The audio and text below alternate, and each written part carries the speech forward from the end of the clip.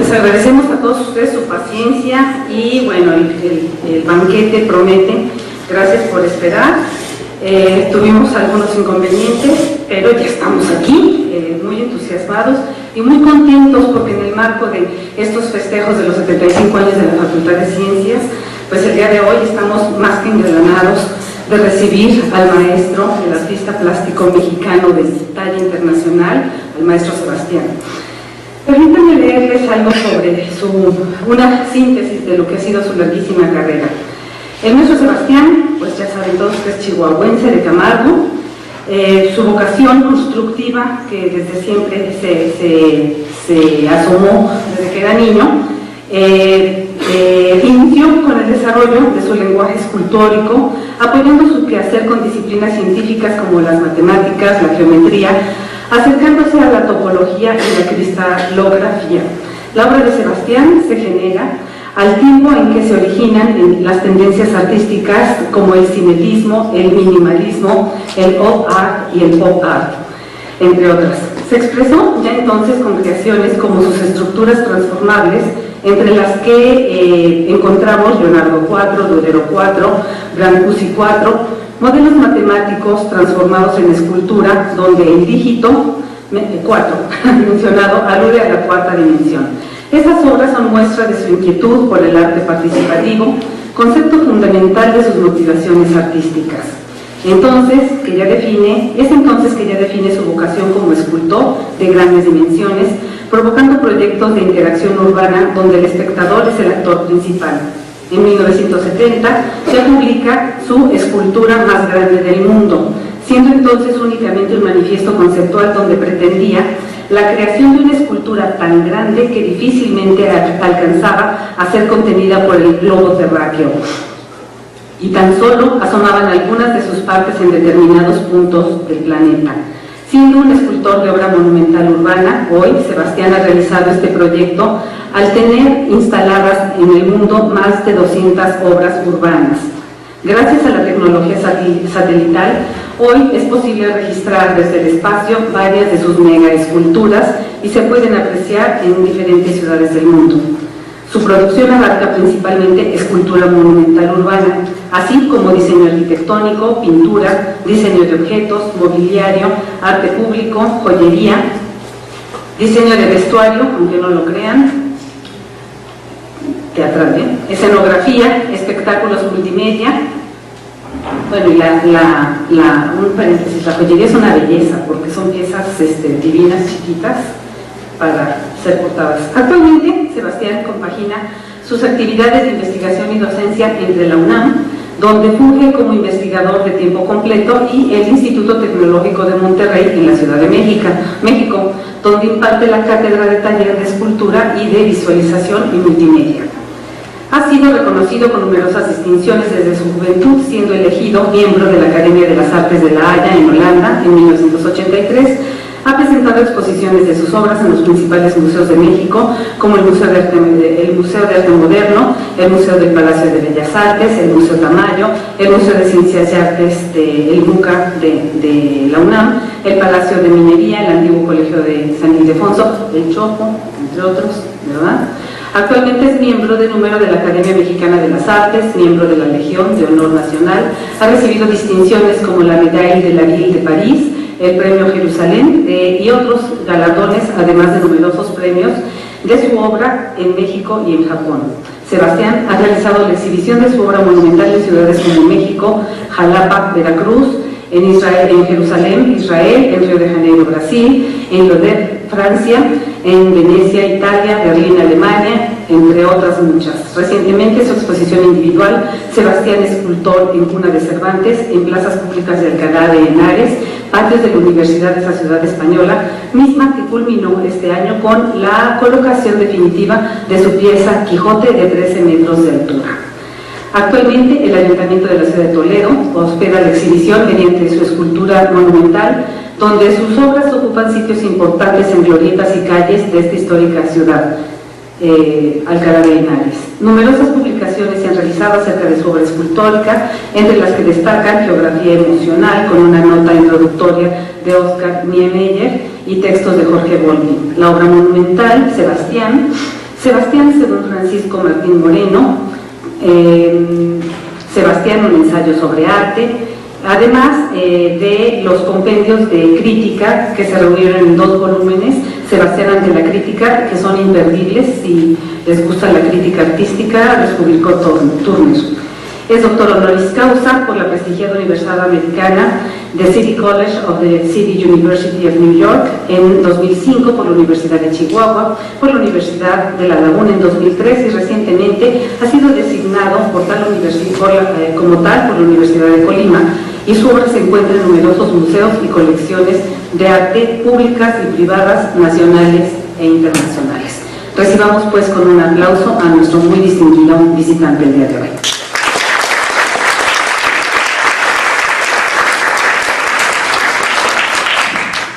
Muchas gracias. La verdad que qué impresión, hasta pena me dio. Me la voy a creer.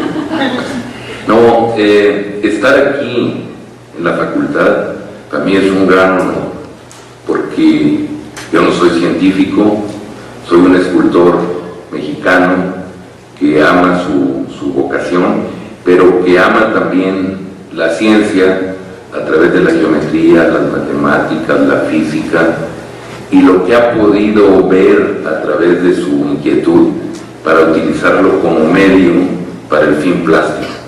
Todo lo que ha podido aprender de lo científico, pues sí, tengo información, pero no soy un científico, ni un matemático, ni un geómetra.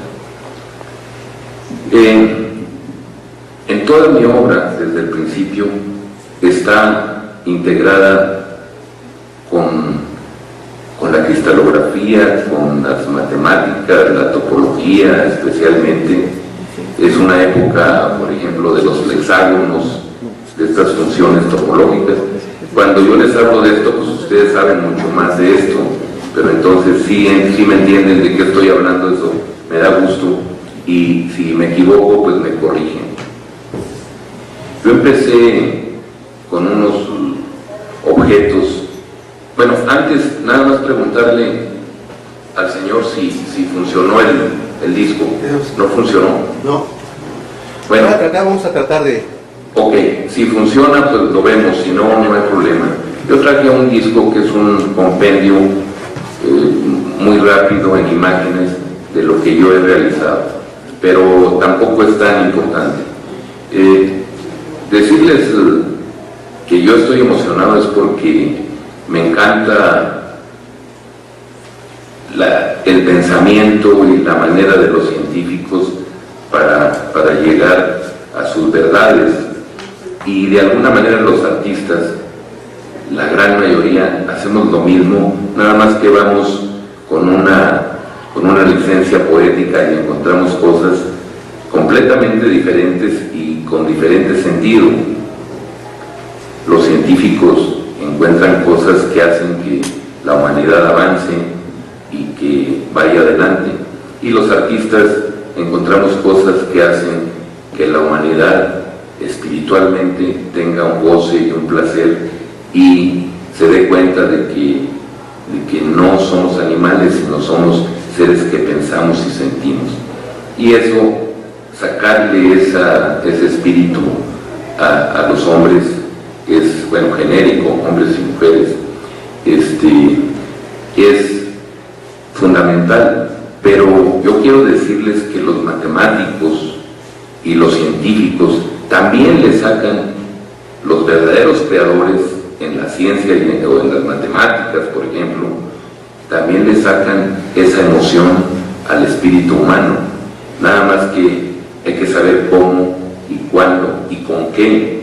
Pero yo he tenido emociones extraordinarias con pensamientos matemáticos, con ecuaciones matemáticas y con visualizaciones espaciales que luego yo convierto en escultura, porque yo no tengo más pretensión que sean objetos escultóricos estéticos.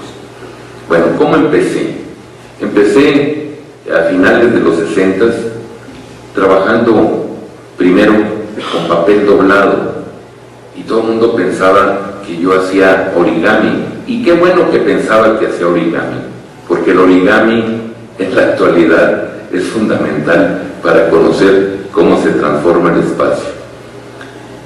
Pero no era mi preocupación hacer origami o origami para hacer animalitos. Mi preocupación era trabajar las superficies y estar en 2 dimensiones y poder entrar a n o a multidimensiones y entender cómo se transforma el espacio en los planos. Y empecé a doblar papel y empecé a hacer eso que parecía origami. Entonces llegué a hacer un torus hecho de tetraedros que giraban, y lo abría y se transformaba en una estructura estática, o se transforma, y luego lo aplastaba todo otra vez y seguía girando. Entonces esa era mi preocupación, que fuera cinético y de participación. Pero entonces empecé a entrar también en los flexágonos, que todos ustedes han de conocer. Había un hexaflexágono.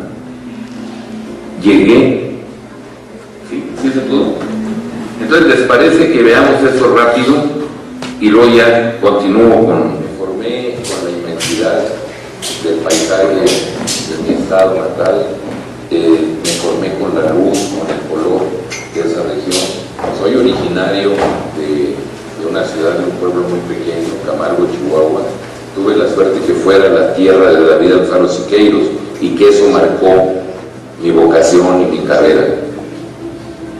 En Chihuahua no había una escuela de arte, no había, simplemente. Entonces mi maestra de inglés, Enriqueta Visconti, fue quien me dijo: debes dejar esta ciudad e irte a estudiar a México, a la Academia de San Carlos, y luego irte por el mundo, y entonces tienes que formarte y convertirte en un gran artista, tú vas a llegar. Y me metió en la cabeza eso y yo me la creí. Entonces por eso estoy aquí, ¿no? Desde mediados de la década de los 60, la vocación del joven Enrique Carvajal lo impulsó a investigar disciplinas científicas para desarrollar su trabajo artístico. Lo único que estuve yo estudiando fue pintura, escultura, dibujo, grabado en la Academia de San Carlos, pero toda mi formación, de todo mi lenguaje, de todo lo que yo hago actualmente, de toda la mezcla de los medios científicos para llegar al fin plástico, han sido autodidactas. Entonces empecé estudiando primero geometría en unas lecciones muy antiguas de Alberto Durero. Entonces me puse a estudiar geometría euclidiana y descubrí que había también geometría no euclidiana, y entonces descubrí que había las vetas hacia la topología, hacia la contemplación del espacio, la transformación del espacio, y luego también a todas las geometrías, a la fractal, a todos los descubrimientos actuales dentro de la ciencia, de las matemáticas, en donde la geometría ha sido fundamental. Sebastián marca un ritmo con el uso y la repetición de un elemento, y de repente lo rompe, provocando así la sorpresa, una especie de juego. Mi idea se inició en un momento en que las tendencias plásticas del momento, el minimalismo, el cinetismo, el opar y el pop-art eran las más importantes.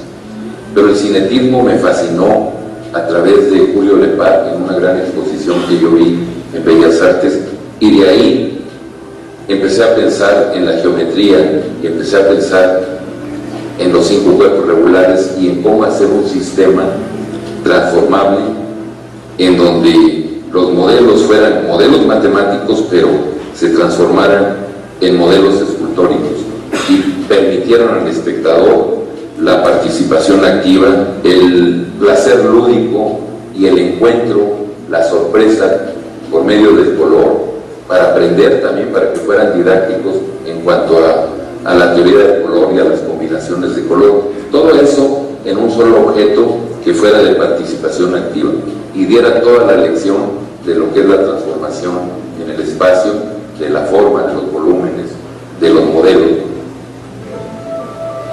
Su visión del arte es la del geómetra y del matemático, pero también la del ser pasional y romántico, proyectando así su propio lenguaje.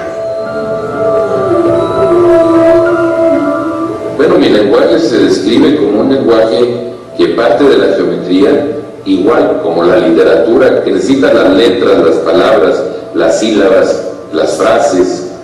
De la misma manera uso la geometría y entonces armo, codifico un lenguaje, encuentro un código muy sebastino, transformar los planos y hacer la comprensión de que con 2 dimensiones podía ir yo hasta n dimensiones, no solo a tercera dimensión, sino brincar de 2 dimensiones enrolladas y llegar a la cinta de Mobius y pasar a n dimensiones. Y le llamo así, es un lenguaje sebastino, no puede ser de otra manera, porque es mío, porque yo lo he creado. Pero claro, yo soy un mestizo en mi visión plástica, pero a través de esa mezcla vienen muchas otras y viene una cultura tremenda grecolatina y luego la cultura indígena mezclada que la traemos dentro, no podemos separarla y entonces aflora, brota y se hace presente en mi obra.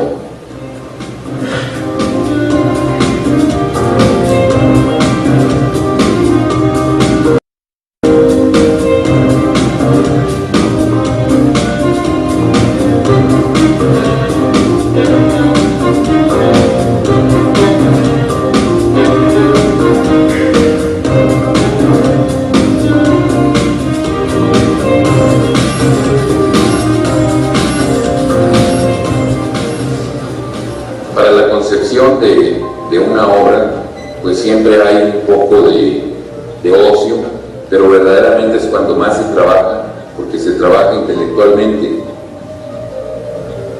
Empiezas a trazar, calculo mis proporciones, hago a lo mejor un módulo que puede ser el que va a generar todo lo que suceda en la estructura. Cuando ya estoy con eso, empiezo a recortar el cartón y empiezo a armar. Y entonces ya se empieza a ver un volumen y ya sé qué va a ser la estructura total. Una vez que tengo las maquetas, nos vamos a la computadora y hacemos el cálculo estructural, hacemos los planos, hacemos todo lo que necesito para hacer existir la obra. Y eso lo hago en el taller. Se arman, se sueldan, hay un armador especializado, hay un pulidor, hay un soldador, hay un pintor, y cada uno tiene su especialidad para ir produciendo toda la obra.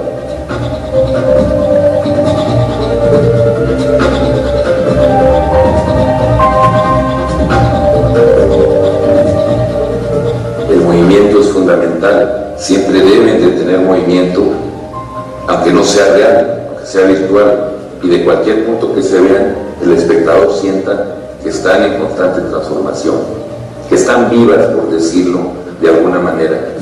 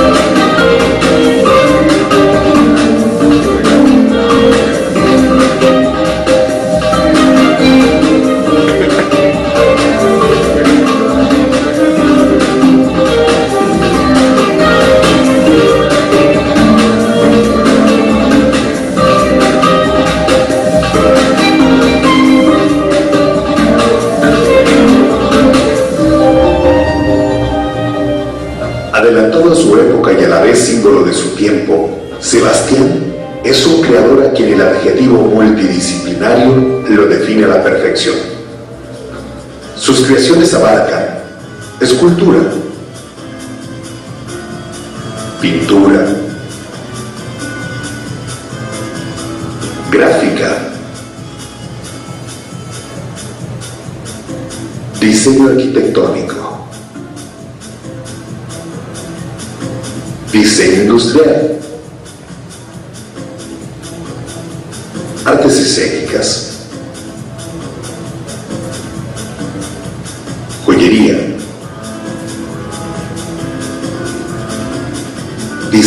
moda hasta proyectos de avanzada en el mundo de la ciencia y el arte.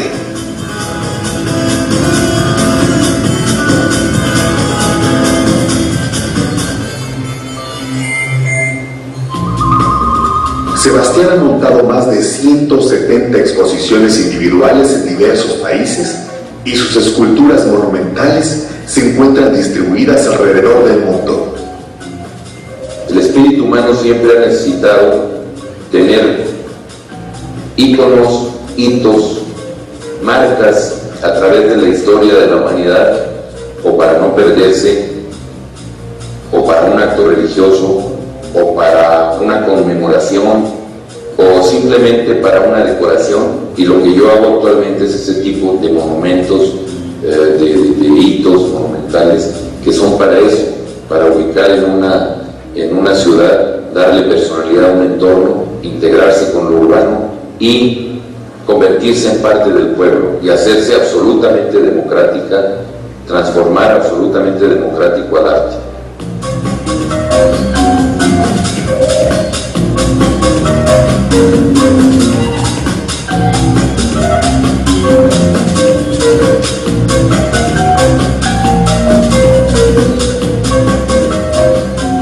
Entre los numerosos premios que el artista mexicano ha obtenido se encuentra Premio Jerusalén 2005, otorgado por la capital del Estado de Israel. Recibió la medalla de la ciudad de París en la capital francesa. Su escultura Arco de la Paz obtuvo el premio de excelencia en el Simposio y Exhibición de Escultura Urbana en la ciudad de Beijing. Ganó el concurso para crear la escultura símbolo de la ciudad de Sakai, Japón, el Arco Fénix. El Gran Premio y el Premio de Oro del concurso ORC City de Osaka. En 1995 ganó el concurso para construir el símbolo de la ciudad de Kadoma en Japón, con su escultura denominada Tsuru. Kadoma es una ciudad en donde las garzas son símbolo de la ciudad, la garza blanca llamada Tsuru. Entonces, lo que yo hice para competir en ese encuentro fue hacer un símil o un paralelo con la creación literaria más importante del pueblo japonés, que es el haiku, que es el poema más corto, de 5, 7, 5 sílabas, que con eso dicen el universo. Entonces, trabajé en 5, 7, 5 proporciones, 5, 7, 5 módulos, y entonces con esos elementos dije garza, y la dije muy sintética. La garza se para en el agua, en una sola pata, levanta la otra y la esconde en el plumaje y revolotean sus alas. Esta exitosa trayectoria ha sido reconocida al día de hoy con 5 doctorados honoris causa, otorgados por la Universidad de Chihuahua, la Universidad de La Laguna, la Universidad de Colima, la Universidad Autónoma Metropolitana y el City College of New York City. ¿Quién no conoce a Sebastián? Una autoridad de la plástica internacional, orgullosamente mexicana. Es el más grande de todos los escultores vivos que existen en este momento dentro del panorama mundial, y también hablando de su línea geométrica, creo que es el más importante de todos. Para mí, Sebastián es un orgullo de México para el mundo. Que Dios lo bendiga y te conserve por muchos años y sigas poniendo el nombre de México muy en alto como hasta ahora.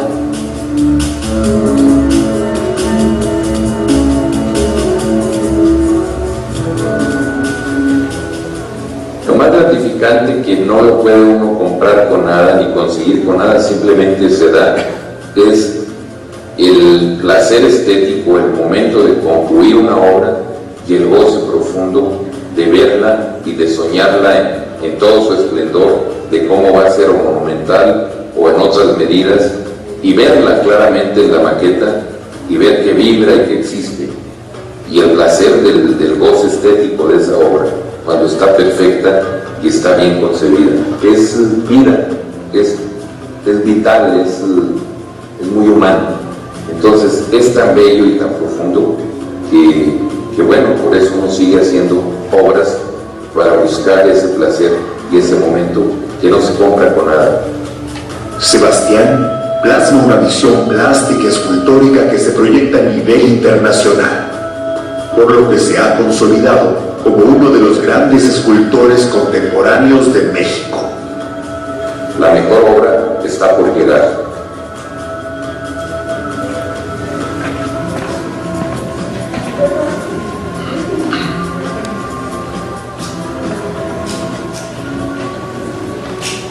Ok, pues perdón el tiempo que perdieron viendo la introducción. Yo ya no quiero seguir hablando mucho, lo que quiero hacer es presentarles los transformables y dejar tiempo, porque es lo que a mí me interesaría, a preguntas, porque es donde yo aprendo también. Si puedo contestárselas y si sé contestárselas, qué bueno, y si no, aprenderé. Entonces, voy a irles presentando lo que hice por primera vez, que fueron los transformables. Son estas maquetas, las formas, los 5 cuerpos regulares, los 5 sólidos platónicos que contienen para su realización como sistema, contienen pues una transformación, pero contienen todos los planos y ejes de simetría del sistema regular de la cristalografía, y luego el orden siempre tiene un orden que va de acuerdo a la cinta de Mobius, que siempre es como una cinta torcida que siempre está regresando a lo mismo y que se transforma en el espacio. Eso lo van a ver, es mejor que lo vean y no que se los cuente.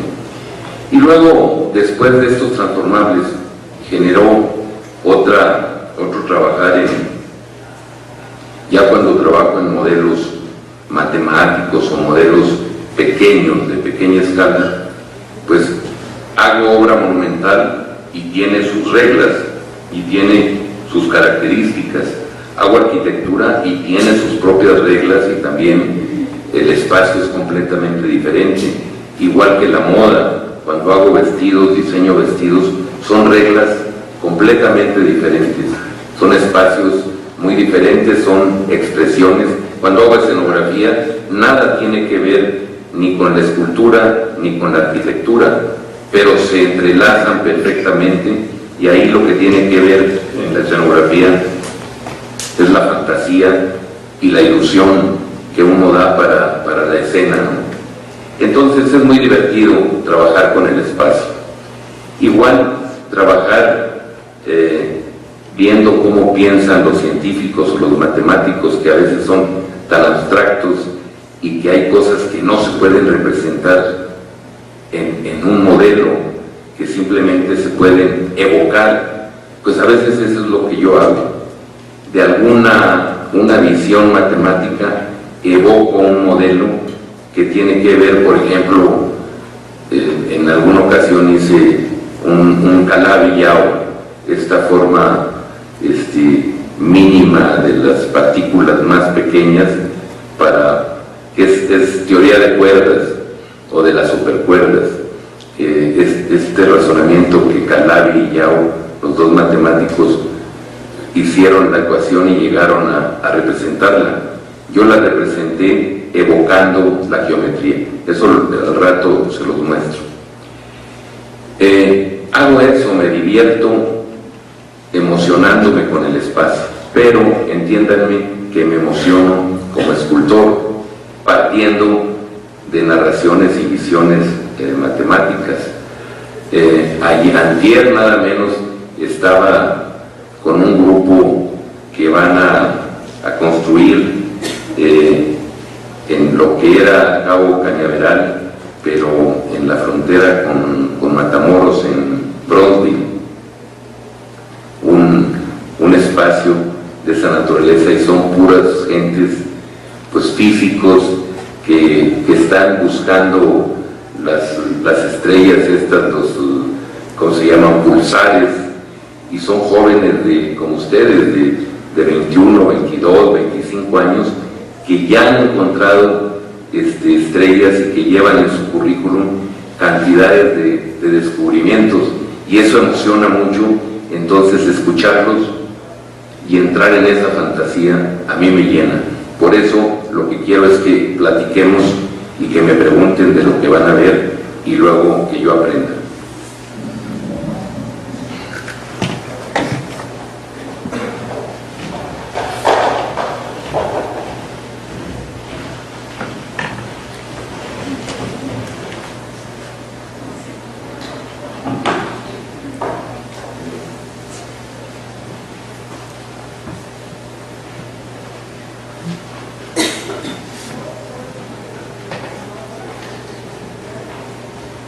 Ya muchos de ustedes los han de conocer.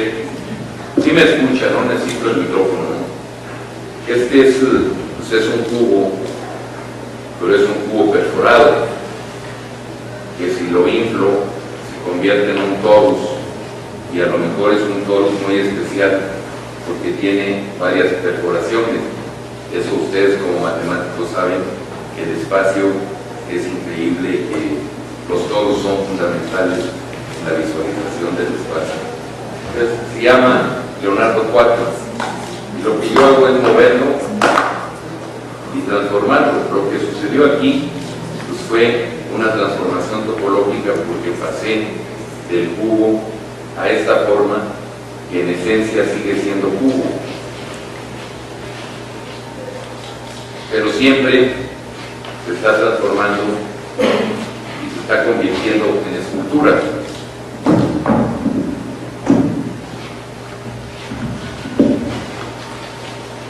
Siempre sigue siendo una escultura transformable y que a veces pues, evocación a arquitecturas y a formas muy mexicanas o más complejas, pero a final de cuentas es una abstracción geométrica y es un modelo matemático que se transforma en el espacio, que parte de un cubo que se llama Leonardo 4. Les iba a decir de todo lo que les muestre esto. Gracias. Iba a hacer un trato, les iba a decir, bueno, de todo lo que vean, si no les gusta, no aplauden, pero si les gusta, pues aplauden. Gracias. Este es Leonardo 4. Y tiene también algo que en los 70s, a principios de los 70s, pues sí era una extraordinaria tecnología. Yo diseñé el sistema de armarlo, de construirlo, y siempre se puede desarmar todo y se puede volver a armar y volver a funcionar. Esto es tecnología de los 70, por eso se llama Leonardo. Es arte, ciencia, tecnología. Bueno, sí. Perfecto. Sí, es cierto. Perdón. Es que están grabando.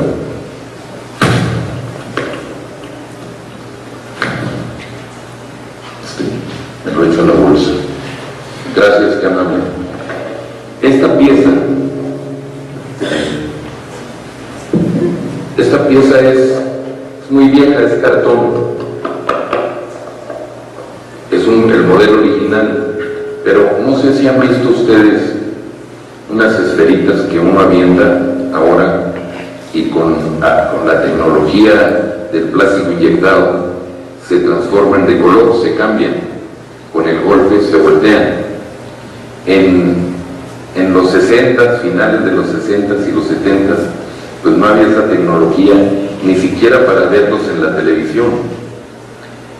En la televisión, en la computadora, y no podíamos ver la realidad virtual. Entonces yo hice modelos como esto. Este es un modelo que corresponde a esa cuestión. Vieron que de rojo se pasó a azul, es primario el manual, pero es el mismo principio ahora de las pelotas que uno avienta y se cambian de color con el solo golpe. Claro, ahora con el plástico inyectado y con las computadoras se puede diseñar, ¿no? Y con las impresoras de modelos, cualquier modelo que yo meta a la computadora lo puedo realizar y sacar este modelo para fundir, ¿no? ¿Qué es lo que hacemos nosotros ahora con la joyería o con modelos muy complicados por las partes interiores? Entonces, pero es como un modelo histórico que recuerda ese asunto.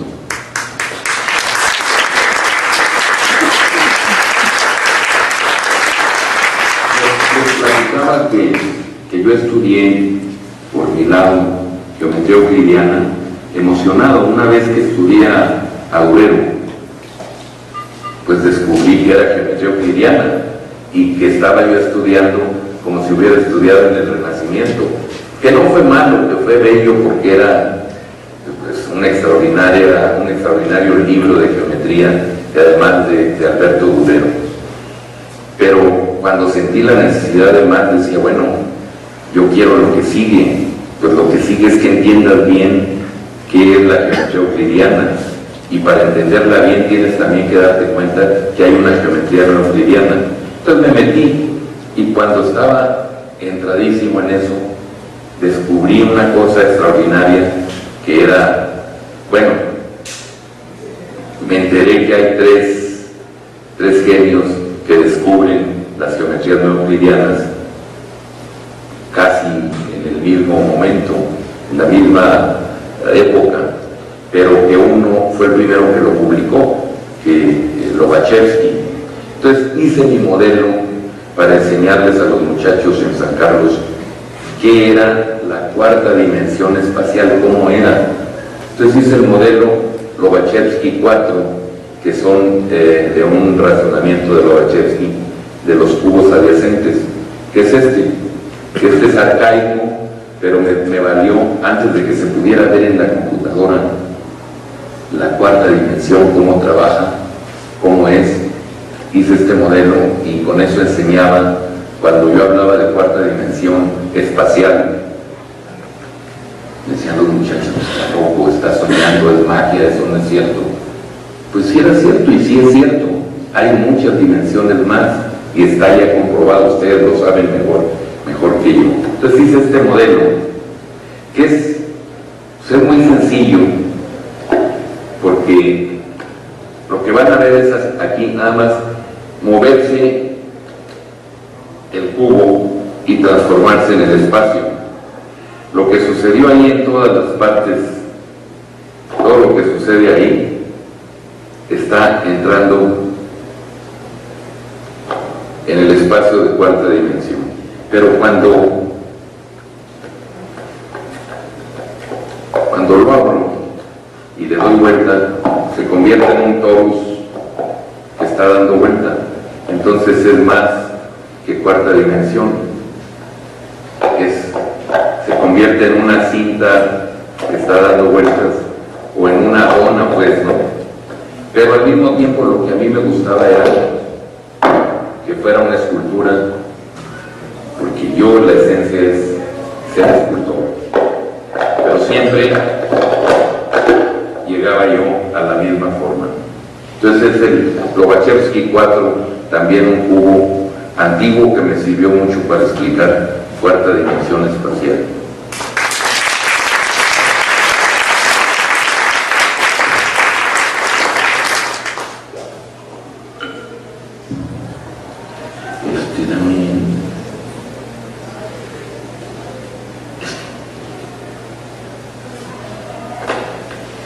Voy a quitar esto.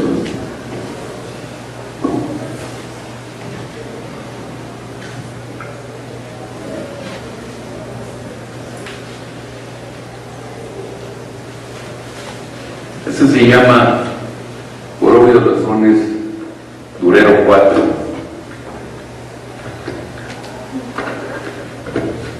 Es el cubo dedicado a las lecciones de Durero, en donde yo empecé a aprender geometría en serio.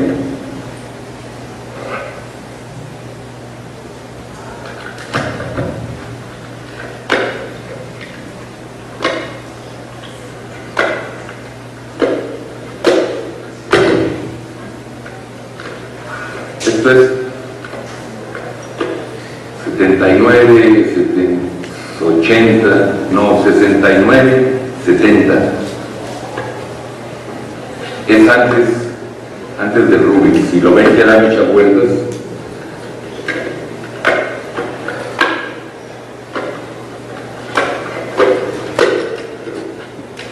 E igual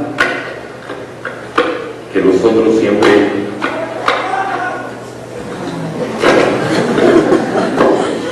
siempre tiene sorpresa.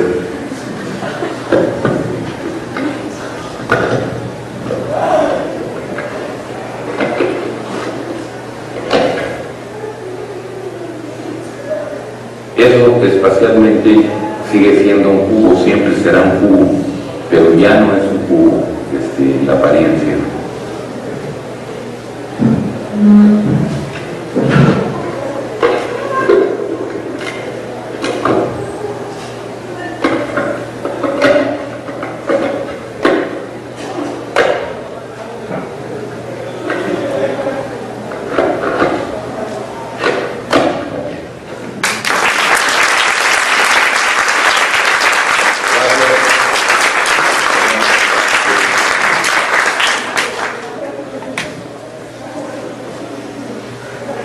También es un modelo viejo de cartón de los Pilinazis y está dedicado a tamaño. ¿Cómo se puede algo estricto y geométrico dedicar a un artista, bueno, tan grande como Tamayo, pero que es pues a veces más figurativo y orgánico? Pues se puede con la evocación. Lo que hace esto es ser sintético y mexicano en la esencia de la simplicidad.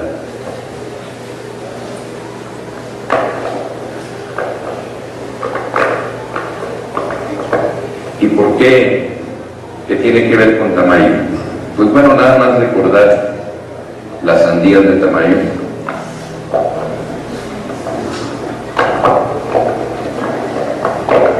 Pero sigue siendo un cubo abstracto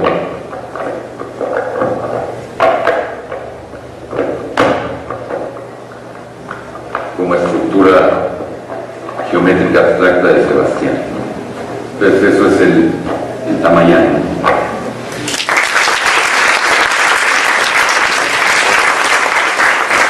Muchas gracias.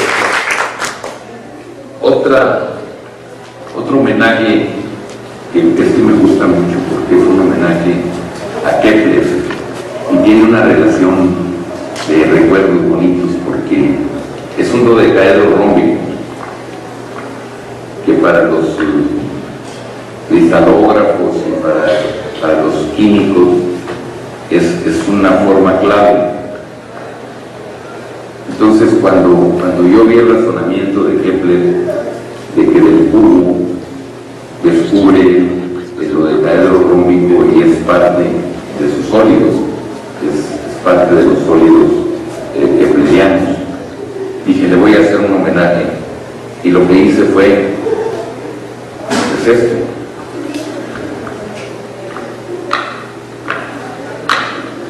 Estaba al revés.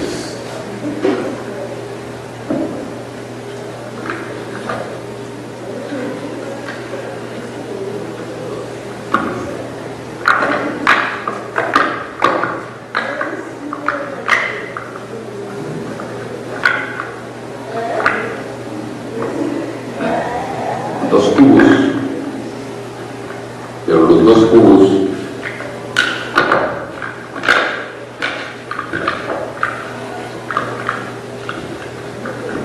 se convierten también en dos dodecaedros rómbicos y se contienen uno al otro.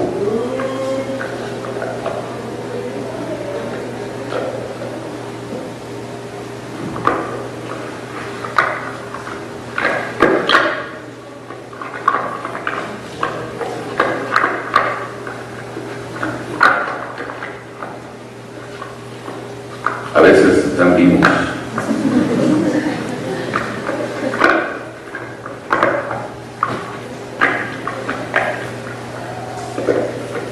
Entonces, Bueno, pues son dos dodecaedros rómbicos, pero también contienen uno al otro.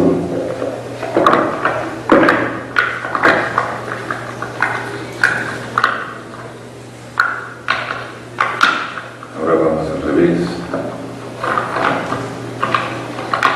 O era verde al principio, ¿verdad? Pues que sea de otro color. O era azul. Pero ya no sé. Pero van a ver que sí cabe.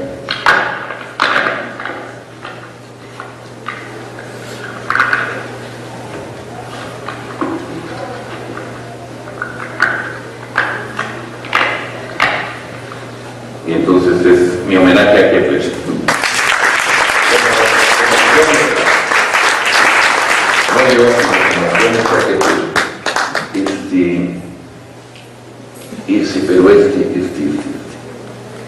El año antepasado, hace 2 años ya, pero en todo el pasado lo estuve exhibiendo por todos lados.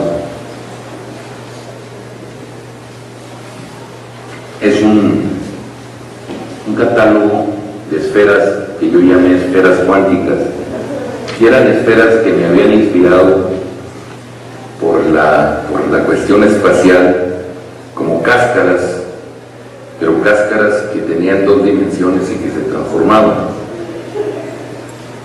Entonces estuve ahí acelerado y hace ya como 3 años yo me topé con ustedes deben de saber más de Milnor, de las esferas, de las, ¿cómo se llaman?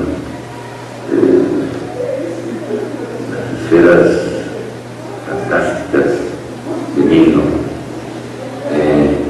que bueno, no son más que el hiperespacio y la representación matemática del hiperespacio y de las interesferas. Entonces yo me acuerdo que cuando empecé yo a trabajar con esferas, yo pensaba en una esfera hiperesfera, pero como yo no soy matemático y soy científico, pues yo pensaba lo mío como un poquito, si quieren, como infantil, ¿no? Y empezaba a verlas y a hacer las geometrías y a amontonarlas y a dispararlas, ¿no? Y de repente que me encuentro a Milnor, y que parte de lo que hizo Milnor es dispararlas, claro, con una ecuación matemática súper compleja, pero que la razón primera era hacer explotar el hiperespacio y empezar a ver todas las relaciones de los círculos, pues, en esas esferas, y entraba a muchas otras dimensiones, ¿no? Entonces, viendo la información me emocioné y dije, bueno, yo voy a hacer unas esferas que tengan que ver con geometría cuántica, pero ¿cómo? También tuve la suerte de estar en San Antonio con el doctor Yacamán, ustedes lo deben de conocer bien. Entonces, con el doctor Yacamán en pues, la Facultad de Física en San Antonio, él es el director, y entonces me dio la oportunidad de ver y de explicarme toda su teoría sobre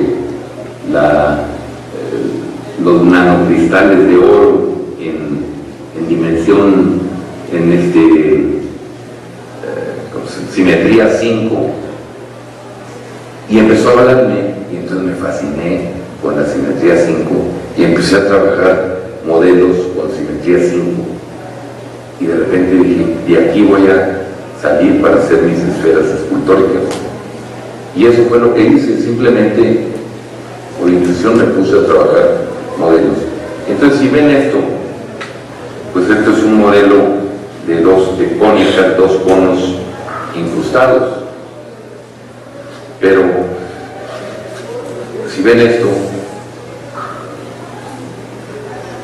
ya no solo son 2 conos incrustados, pero si siguen viendo esto, y aquí el espacio se transformó rotundamente. Entonces dije, esta es la clave para simetría 5 y para entrar a las esferas. Entonces hice mis esferas cuánticas e hice una exposición que tuvo mucho éxito y que han dado recorriendo por ahí en diferentes museos. Y ahora, hace ya bastante tiempo, cuando ustedes se han de acordar, cuando la teoría de nudos era abstracta, pura abstracción matemática, y había fallado, que era la teoría atómica, para demostrar que eso podía explicar cómo se comportaban los átomos o cómo estaban armados, y falló. Pero después de seguir analizando la teoría de nudos, los científicos las han utilizado para muchas cosas en la actualidad, para la biología molecular, para la física cuántica, para mil cosas, ¿no? Hasta para la psicología. Entonces se volvieron muy importantes. La teoría de nudos se volvió muy importante para la teoría de cuerdas y de las supercuerdas. Entonces cuando yo me enteré de eso dije, claro, yo empecé haciendo mis nudos con emoción, pero muy intuitivamente. Ahora voy a hacer los nudos ya con conciencia de teoría de nudos. Y empecé a entrar, y bueno, les platico, mi próxima exposición en octubre va a ser de puros nudos, pero ya analizando la teoría de nudos, nada más que vuelvo a encontrar en un nudo con simetría 5, que lo muevo y el nudo va cambiando de estructura completamente, que matemáticamente para los que saben matemáticas, pues es una maravilla. Para mí es una maravilla formal y espacial, pero bueno, no les platico más para que vayan a ver la exposición. Eso es lo que yo hago. Les voy a mostrar un cubo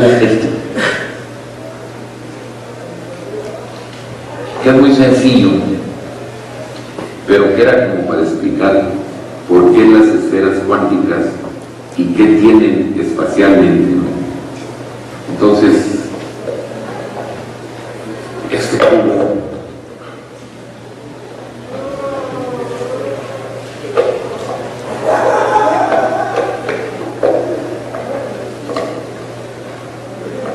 no es tan sencillo.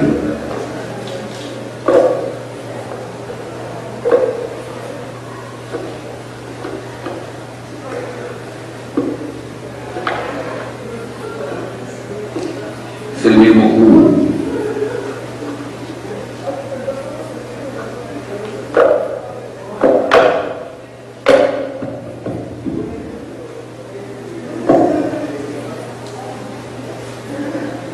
Pero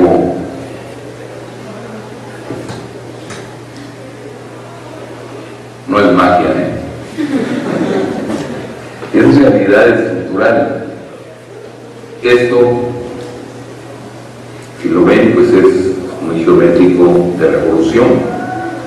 Pero en el momento en que sucede esto, ya se hace un objeto más complejo y vuelve a girar y se hace otra combinación espacial, se hacen cintas que le dan la vuelta, pero uno vuelve a esto y luego pueden darse cuenta que son las estrellas, pero de aquí también en esa simetría pues son los círculos, pero al final pues son secciones de la esfera. Esto para mí es una esfera de dos conos, ¿no? Que es lo que yo llamé las esferas cuánticas, ¿no? Y entonces hice el cubo para poder demostrar esto y para que vieran cómo se separan y cómo juegan el espacio. Y ya vuelve a ser otra vez.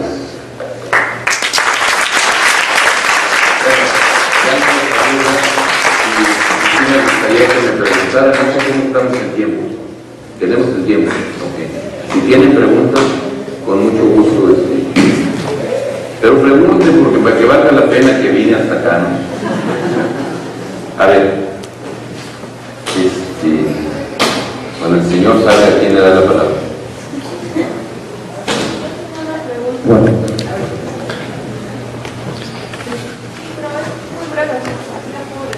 ¿Qué material son sus figuras? ¿De qué material son?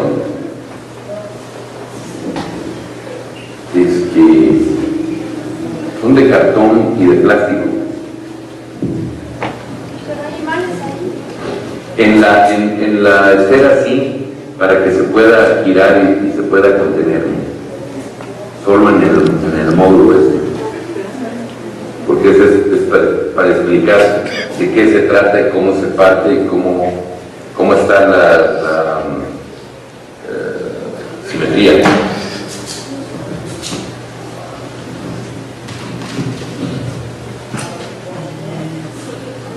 A ver.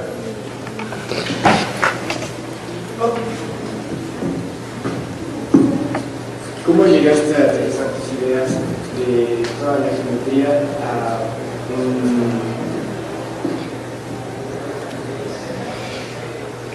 a aterrizarlo en simples formaciones de estrellas, pero a la vez son como mensajes para la raza mexicana y demás? ¿Cómo llegué? Mira, lo que pasa es que yo soy un escultor, y como escultor pues soy un creador plástico, para no decir pedantemente soy un artista, ¿no?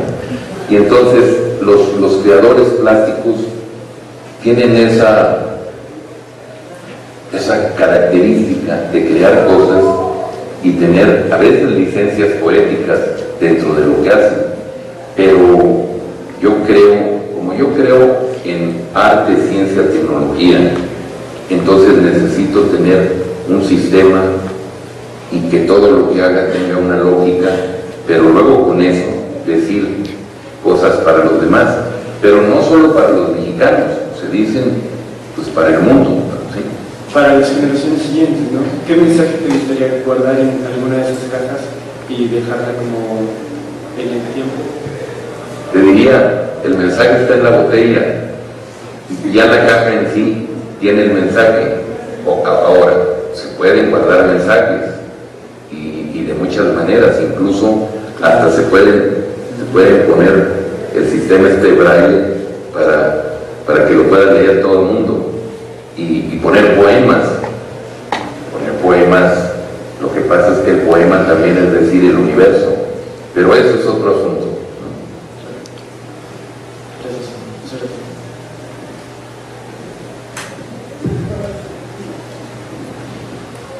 Allá está. Sí. Ella y luego está él.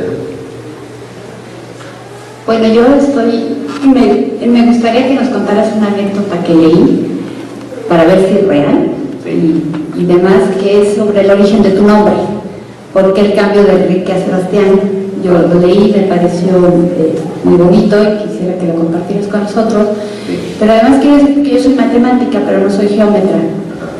Y realmente agradezco muchísimo haber visto la geometría, porque este tipo de... A mí me sucede mucho, no tengo visión geométrica, en absoluto. Y con las nuevas... con la nueva tecnología, he ido a varias conferencias donde voy con la ilusión de ver geometría y lo que veo son unas imágenes maravillosas en la computadora, tan rápidas y tan visuales, que no veo nada, ¿no? Y soy matemática, ¿no? Entonces no quiero ni pensar qué le pasa al resto del público. Entonces realmente agradezco muchísimo que hayas traído tus modelos viejos que hemos visto, ¿no? Casi los podríamos tocar esta geometría. Y sí me encantaría que nos contaras esta anécdota sobre tu nombre. Bueno, la anécdota es bonita y es real, es medio romántica, decadente, pero es real. No, lo que pasa es que al principio de mi carrera yo llegué de Chihuahua sin nada, llegué a los 16 años y me metí a San Carlos. Yo vivía en San Carlos, ahí dormía. Entonces dormía mal y comía mal. Entonces me quedaba dormido en las clases y me quedé dormido en la clase del maestro de escultura. Y empezó a dar una clase él de anatomía sobre San Sebastián de Botticelli. Y todo el mundo cuando cuento esto piensa, ah, qué payaso, muy bello, ¿no? No tenía nada que ver con la belleza, tenía que ver con el hambre, con lo demacrado, con lo cansado, con el cuerpo, ¿sí? O sea, era más duro que eso. Entonces hablaba de cómo el cuerpo se suelta, los músculos, el color de la piel cuando no se come bien, o sea, dio toda una explicación anatómica de lo que me pasaba, ¿no? Entonces a mí no me gustó porque me desperté y empezaron a decirme San Sebastián, mis compañeros, y yo lo sentía un poco como burla, ¿no? Pero bueno, lo llevé así. Y pasó como un año y en una comida, a ver si lo cuento como estaba en la revista, en una comida a los republicanos españoles, ¿se acuerdan? Bueno, los muy jóvenes no se acuerdan, pues, del dedazo para los candidatos, ¿no? Para ser presidente de la República en México, estaba el candidato, el presidente Echeverría. Entonces, los republicanos españoles le dieron una comida e invitaron a personas o personajes de la cultura. Yo no era un personaje, pero andaba mezclado ahí con mucha gente. Y fui a la comida y entonces estaba comiendo y se levantó una persona y viene y me dice, oiga, usted se escapó de un cuadro. Yo le dije, ¿de cuál? Me dice, de San Sebastián de Botticelli. Y se fue. Era don Carlos Pellicer, gran poeta mexicano. Entonces dije, bueno, está raro, pero tampoco me cayó así como bien el asunto. Dije, bueno, pero como 8 meses después vino una crítico de arte francesa y me hizo una entrevista y me narró cómo me vio, cómo me conoció y me narró físicamente. Entonces, conocí un joven mexicano, yo no me he peinado nunca, no sé si ahora venga peinado, pero nunca me peinaba y tenía el pelo negro y largo, entonces estaba todo horrorizado ahí. Dice que se asemeja a un San Sebastián de Manteña. Entonces dije, no puede ser, el santo me persigue. En el momento en que me di cuenta que el santo me perseguía, dije, algo tiene de destino. Empecé a pensar, ¿y qué tal si me cambio el nombre? Pero no crean que fue así nada más. Empecé a ver el nombre y a escribirlo y a hacer la tipografía. Si era verdaderamente, al imprimirlo, era una imagen tipográfica fuerte. Y sí lo es bello. Todas las letras que dicen Sebastián están muy bien armadas, están bien construidas y hacen un bloque que pega y que se recuerda. Entonces, está bien. Y luego, pero este nombre, ¿qué tiene que ver conmigo? Bueno, pues la anécdota o qué. Empecé a pensar si era un nombre que podía ser internacional. Voy viendo, está viendo ¿sí? O ya me pasé. Entonces, un nombre que podía ser internacional, porque Sebastián suena en todos lados por el ícono del santo. Entonces me estaba yo colgando del ícono del santo, no del santo mexicano, del santo Sebastián.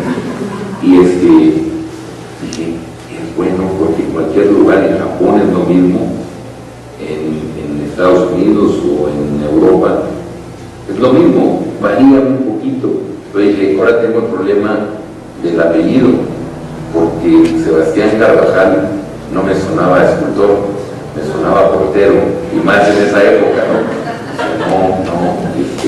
Entonces dije, bueno, le pongo Sebastián escultor. Y cuando hice el logo, la imagen, no logo, sino la imagen, pues era una marca.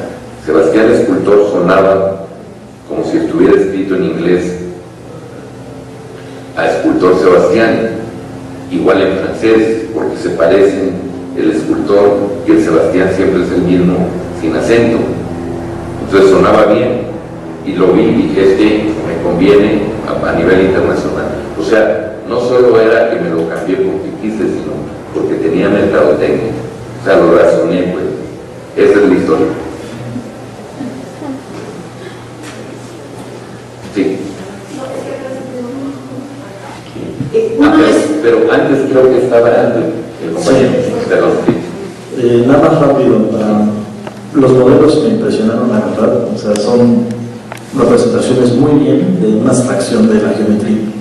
Y la verdad es, no sé si tengo algún proyecto para hacerlos eventualmente juguetes didácticos, porque la verdad es que creo que para los niños les convendría mucho, porque es otra manera de visualizar el mundo. No tanto con las computadoras, porque hemos visto que la gente se pierde, pero la interacción manual, la interacción escultórica, el espacio, poder comprenderlo de esa manera, les brindaría pues otras herramientas y una manera en como a mí me impresiona cómo lograste generar que el espacio se volviera dinámico y a la vez gráfico, con los colores, con todo. Y lo que sí me queda, algo que no sé si tienes algún proyecto en futuro, una escultura que sea dinámica y que se mueva. Bueno, todo lo que dijiste, casi lo estabas contestando absolutamente. No, tengo los puros estos que viste son de plástico y son ediciones de 1000 cubos. Entonces están a la venta. Uno, el Durero, el Leonardo ya está agotado. El Durero todavía no, y el otro, el Marcusi, es el que me faltó para concluir. Y hay libros para niños, en los cuales pueden los niños armarlos esos y jugar con ellos de cartón. Entonces ese cumple lo que te imaginaste. Y hay uno en el Museo del Niño que los niños pueden mover con unas palanquitas a 12 metros de altura y se transforma mecánicamente, pues, pero controlado, digitalizado, pues, de alguna manera. Los niños lo pueden mover. Y estamos ahorita terminando cuatro cubos que son como el que les voy a mostrar ahorita, que también se mueven a control remoto, pues, que se abren y se transforman. O sea, no quité el dedo del renglón, pues. Impresionante.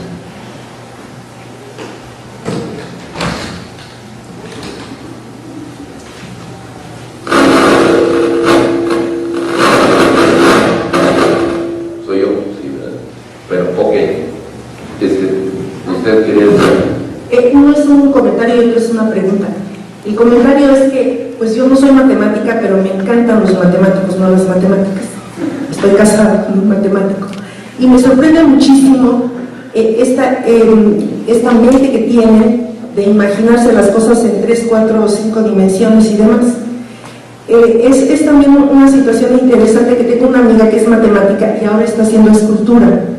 Y siempre, como le digo, le he admirado mucho esta parte que me recuerda cuando hablaban de Miguel Ángel, que se iba a cortar su cuadro de mármol y ella se estaba imaginando lo que él iba a hacer. Entonces ahora que usted hace todo esto, pues imagínese, lo admiro muchísimo en ese sentido, que yo no pueda imaginarme estas cosas.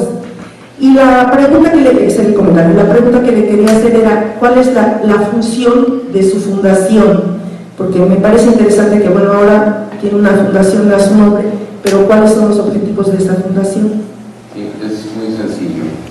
La vocación de la fundación es promover cultura en general, pero primero está la protección del acervo sebastino, en promoción, en restauración, en hacer que la obra se conozca en el mundo, en todo esto que tiene que ver con la obra del escultor Sebastián. Es como buscar tener un patrono yo mismo. Eso es por un lado, pero es tan bonito estar ahí y tener la posibilidad del espacio, que lo que yo he hecho es empezar a promover verdaderamente cultura a todos los niveles. Editamos libros de muchos autores, presentamos libros, tenemos pues un espacio, un foro para música, desde ópera hasta jazz, rock, y hacemos exposiciones de todas las tendencias. No hay prejuicio de que porque no son geométricos o abstractos no entra todo el mundo. Entonces se ha vuelto un foro de promoción y de apoyo tanto a las nuevas generaciones como al arte internacional, porque tenemos de todo y tenemos intercambios con artistas internacionales. Acabamos de tener un intercambio de 2 mexicanos con 2 artistas de Singapur. Entonces siempre estamos en eso. Y viene otro con 2 de Japón y 2 mexicanos. Eso es lo que hacemos. Y eso a mí me divierte porque me siento bien. Pero les voy a enseñar este. Este es el Brancusi 4. Está dedicado evidentemente a Brancusi. Es muy sencillo y es, bueno, sencillo, sí.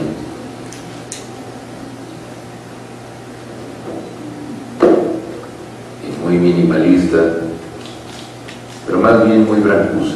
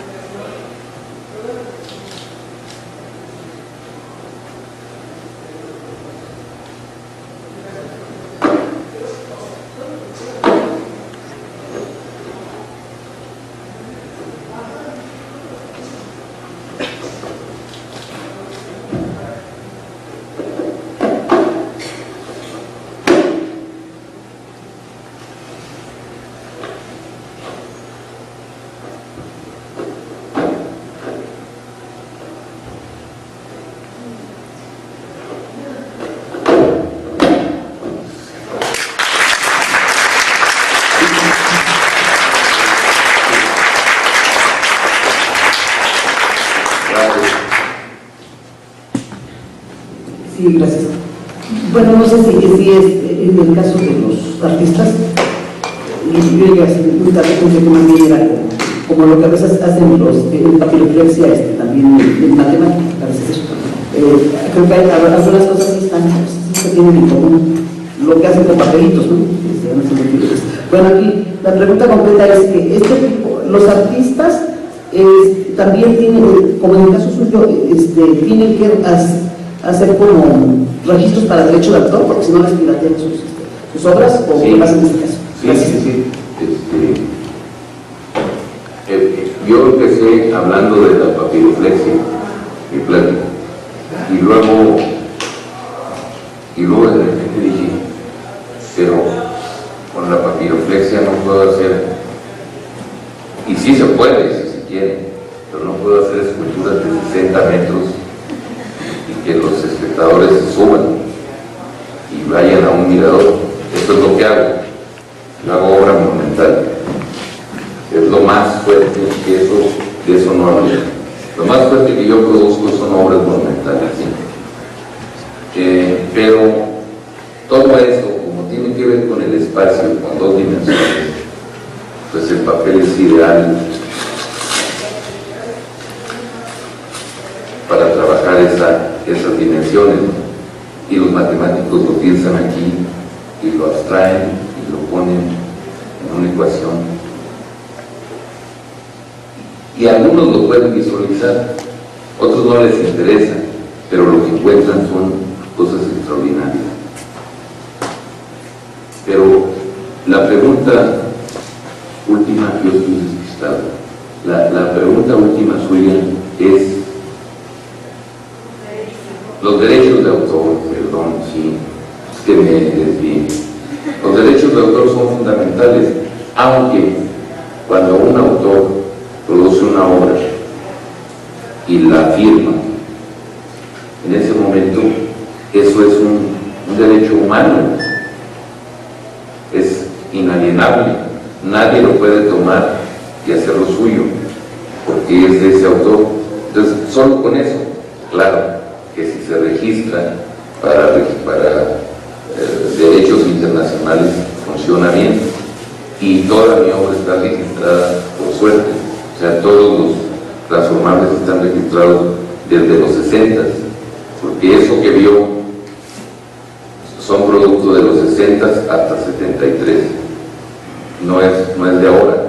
Lo que pasa es que lo traje porque era la facultad y era para hacer un poquito que vieran por dónde entro yo a las matemáticas. Pero sí es necesario registrar todo. Sí. Yo también un comentario y una petición de comentario, sí. Porque, bueno, generalmente están disociadas las áreas del arte y de las ciencias y de la emoción, y a mí me emociona y me parece particularmente importante que un artista con tu formación, que es autodidacta pero es muy vasta, se refiera tan solo, su obra siempre está marcada por la emoción, que es una categoría, digamos, más del espíritu. Y estando en la Facultad de Ciencias, en donde generalmente se privilegia todo lo que tiene que ver con la razón, quisiera que nos comentaras, ya que en buena medida aquí hay estudiantes, en primer lugar, la importancia del trabajo en un artista, porque son vistos por lo general los artistas como pues estos que se lo viven acá en la contemplación y que de pronto son como el burro que tocó la flauta. Y pues no, en general, si vemos a los artistas consagrados, nos podemos dar cuenta que sí tienen talento, sin duda alguna, pero que también hay una gran dosis de disciplina y de trabajo que está atrás. Y un poquito queriendo responder la inquietud de nuestro compañero que está ahí atrás, es por qué es importante comunicar emociones y por qué una pieza, un objeto que pareciera inanimado es capaz de pasar las fronteras del tiempo y las fronteras geográficas para comunicar una emoción. ¿En dónde está la parte, en dónde coinciden en ti, convergen esta parte racional, esta parte emocional que es tan humana? Yo creo que a veces parece como muy simple, porque se puede explicar diciendo que los seres humanos y sobre todo los creadores, los que crean cosas, para no decir los que creamos cosas, están inmersos en esta naturaleza, y la naturaleza es todo, macro y micro, y ahí está todo. Entonces cada quien la contempla a sus propios intereses y se fascina y descubre lo que tiene que descubrir. Hablo yo como creador, como artista plástico, pues yo bebo de la naturaleza en diferentes direcciones. Algunos beben de la naturaleza vegetal o de la naturaleza humana, otros del pensamiento de la naturaleza humana, que también es naturaleza. Entonces todo es naturaleza. Cualquier expresión se vuelve eso, se vuelve naturaleza y se vuelve importante para el cerebro y para el sentimiento humano. Entonces cualquier ecuación que se pone y se demuestra y hace que se pueda ver una buena solución y un buen encuentro y descubrimiento es naturaleza y es un descubrimiento. Eso es lo que yo creo, a lo mejor estoy equivocado, pero así lo veo yo, ¿no? Y entonces siembras la emoción de los demás y descubres pues que Poincaré tenía razón en ciertas cosas que pensó, y de repente uno genial dijo, se mató años hasta que resolvió, y dijo, sí tenía razón. Y eso es maravilloso, eso emociona a los seres humanos. Claro, desgraciadamente no todos estamos alineados en poder comprender eso bien, pero cuando si estuviéramos todos con arte, ciencia y tecnología bien armados, seríamos una sociedad superior, pues.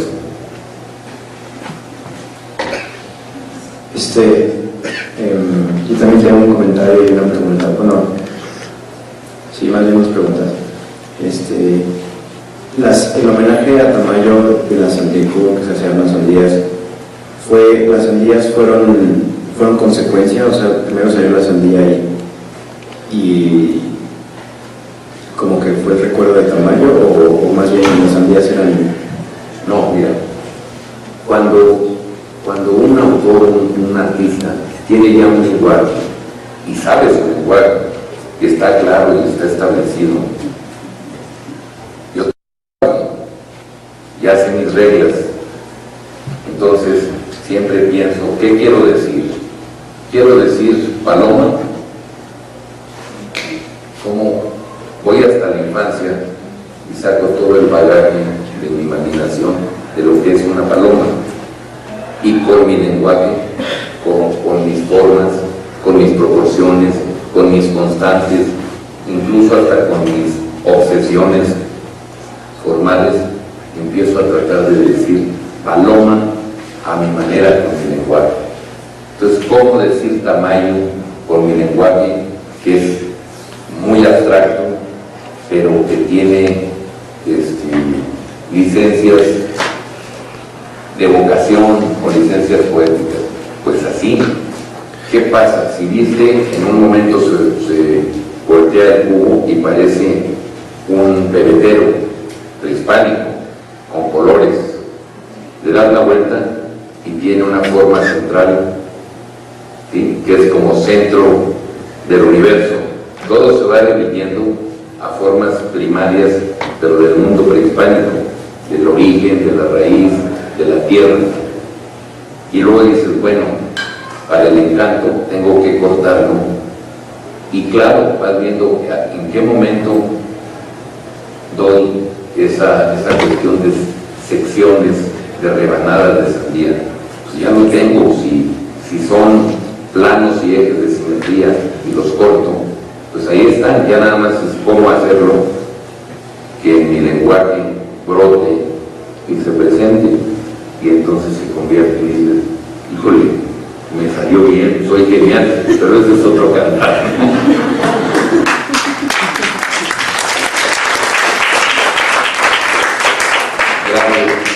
Esa fue una, y la otra es, ¿cuál fue la transición o cómo fue el brinco de esos cubos relativamente pequeños de plástico a estas, no sé, enormes estructuras duras? ¿Cuál fue como la inspiración, o si fue paulatinamente? No, fue simultáneo.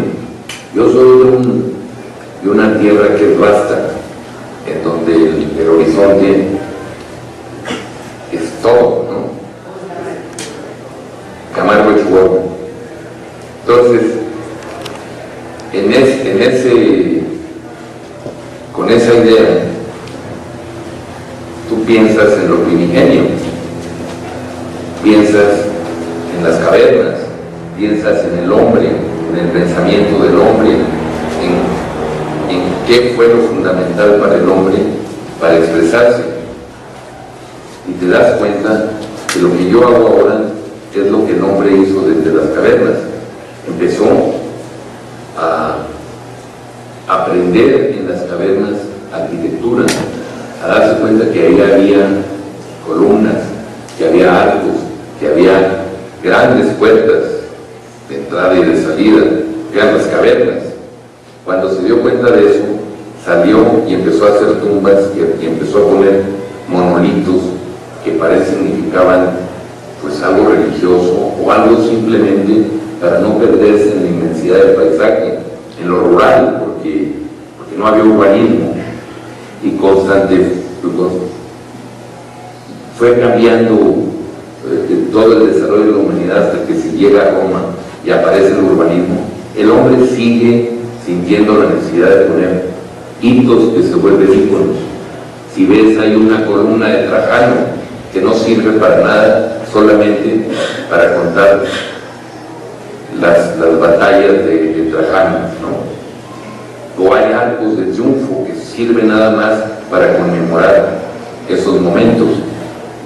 Entonces el hombre siempre hizo eso, o hizo la puerta de Micenas para poder entrar, símbolo de que llegabas a la ciudad y que había límite de lo rural y lo urbano. Pues por ahí va mi asunto. A partir de ahí pensé que siendo de esa tierra vasta y siendo el desierto, lo semidesértico, lo tan fuerte en todas las pues, inclemencias del clima,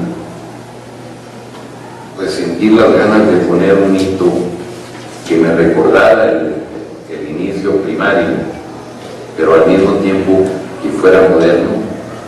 Era otra vez volver al mismo espíritu humano, primitivo y tremendamente moderno. Y eso es la Puerta de Monterrey. Es una estructura monumental de 20 metros, no es tan grande, pero que parecen unos dólmenes, pero que no son dólmenes porque son antiprismas octaédricos, y eso ya es otro asunto. Cuando los ves parece que se mueven según la perspectiva. Entonces, mezclando todas esas cosas, vuelves al origen y llegas a ser moderno. Eso es lo que hago en todo lo que hago monumental. No sé si te di más o menos por qué, ¿no? Sí. Confiar, sí. Pero creo que el joven quería a mí.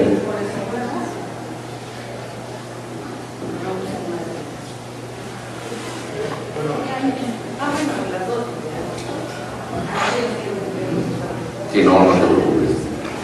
Bueno, es principalmente un comentario y una pregunta muy breve. Yo le quiero felicitar porque me gustó muchísimo toda la plática, porque como bien dijeron por allá, a mí me impactó mucho, no como matemático, sino como biólogo, me ayudó a reconectarme con esa parte emocional de toda la ciencia. Y pues la pregunta nada más es, ¿en dónde va a ser la exposición de las esferas?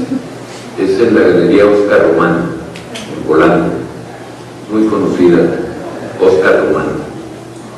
Pero no, la de las esferas fue el año pasado.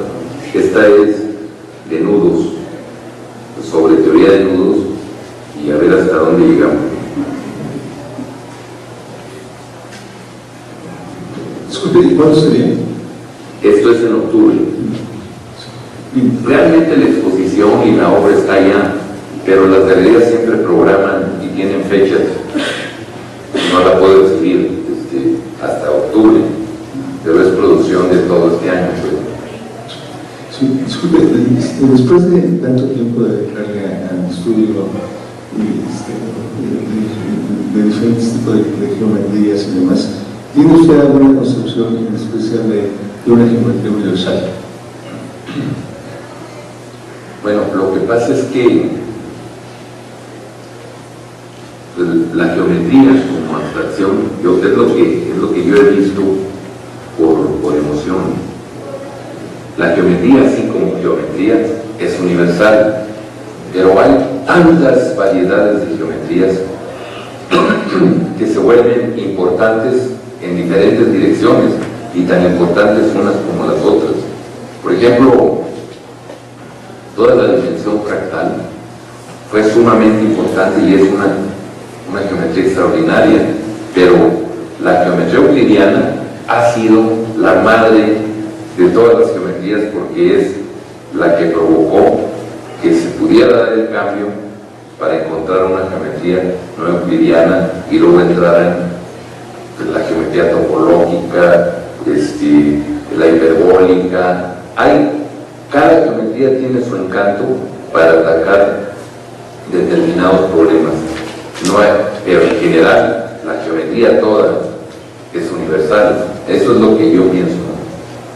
¿Alguna en especial?